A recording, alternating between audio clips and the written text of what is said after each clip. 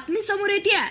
कडलास जवळ संसाराची राख रांगोळी, जाधव दाम्पत्य काळाच्या पडद्याआड, वाकीवर शोककळा। पहा सविस्तर।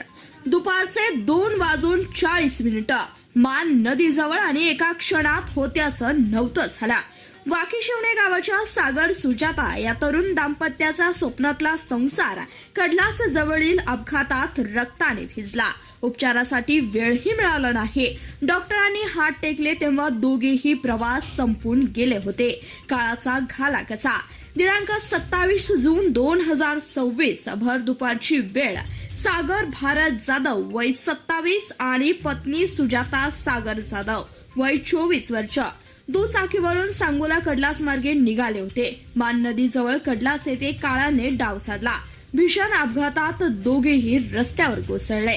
स्थानिकांनी तातडीनं सांगोला ग्रामीण रुग्णालयात हलवलं, पण नियतीनं दुसराच मंजूर होता।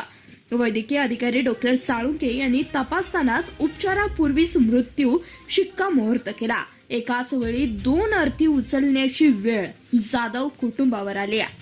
वाकी गाव सुन्न झालंय। 24 आणि 27 जगायचं वय, संसार फुलवायचं वय, पण काळाने क्रूर चेष्टा केली। अवघ्या काही वर्षापूर्वी लग्न झालेल्या सागर सुजाताच्या जाण्यानं वाकी गावावर मातम पसरला आहे। घराघरातलं हसणं खेळणं एका अपघाताने हिरावून घेतलाय।